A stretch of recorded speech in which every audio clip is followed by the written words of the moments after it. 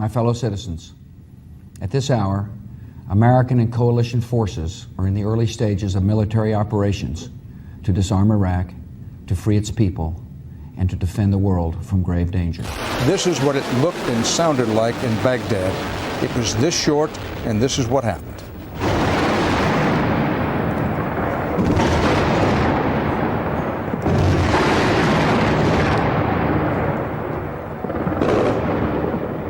It sounds like maybe you don't think we should have been in Iraq. I don't. Why is that? No, I mean, I think the whole narrative that, number one, Saddam had WMD. I take the fact that he develops weapons of mass destruction very seriously.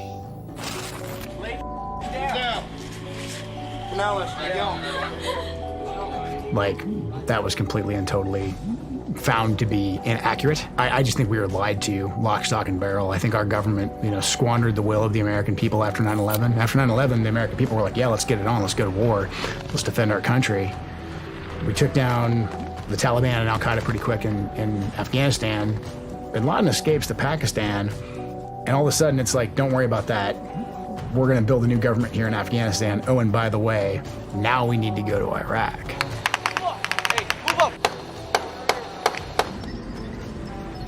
You need a good, proper invasion and occupation to really, fill the coffers of the military-industrial complex. And you look at a country like Iraq, if you're gonna invade that, man, you can bring everybody. I mean, you can have armored divisions there and, your air package, combined arms warfare, what the military have been practicing for so long. I mean, it's just right there. It's way too tempting for them not to do it.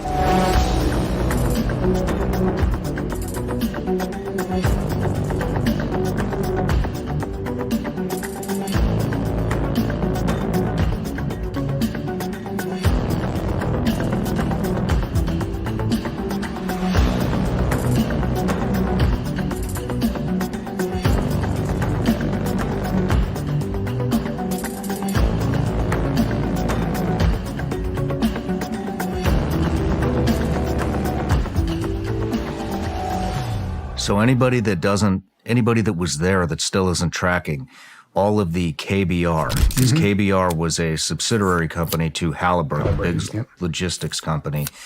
Everything that you saw that had KBR on it, the chow halls, the construction, the fuel, every piece of logistics in that war belonged to Halliburton.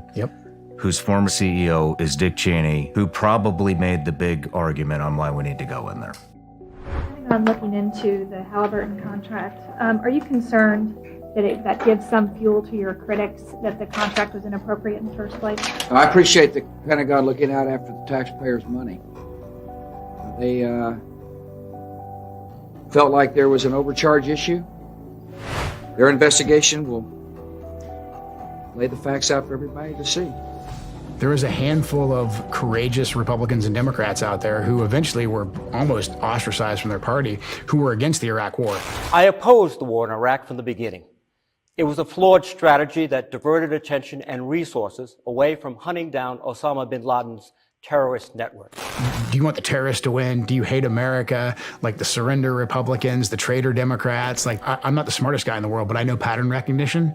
And like, not being able to see those patterns now, it's very alarming to me.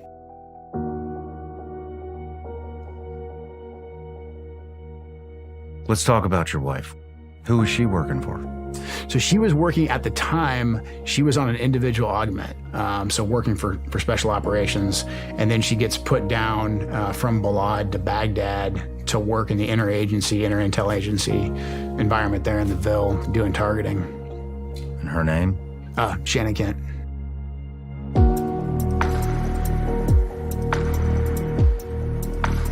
You know, when you find your person, you find your person. I think that's a lot of it too. A lot of it's that what you just can't explain. You look at someone in the eye and you're like, oh, okay, this is it. And Trump gives the announcement, says we're getting out of Syria now. Like, this is what I ran on. We're gonna pull our troops out of Syria. The second Trump said, I want to start pulling troops out, it was like a night and day shift. I mean, I was seeing, because I had just in processed over at the agency, and there's the mid-level people there that are like, yeah, we're not going to do that. President Trump and the new backlash this evening after his sudden decision to withdraw U.S. troops from a key border area of Syria. Why are you siding with an authoritarian leader and not our Kurdish allies? Well, I'm not siding with anybody.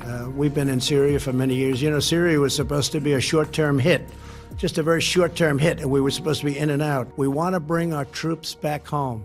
She should have been out of Syria because Trump gave the order to get those guys out of there. And then you have the administrative state dragging their heels and desperately trying to keep us in these conflicts. And it's the exact same thing we see now.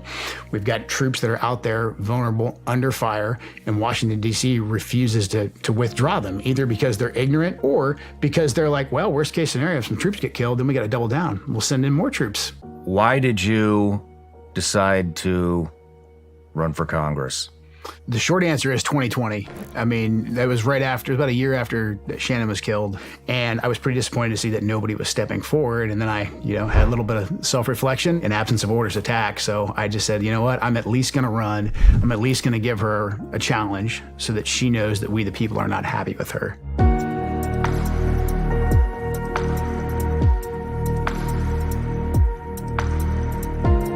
All the places I worked, I loved working in Yemen. Same here. Did you ever eat at that sushi restaurant? I know, yeah. Do you know what I'm talking about? There could only be one, I'm sure. And the guy, the owner got killed outside of his own, stabbed to death. Yeah. Right? Yeah. You had all the other foreign intel agencies that we're not friends with that are all there, and everybody's spying on each other, and you're trying to do the regular mission, and you're also doing all this other stuff.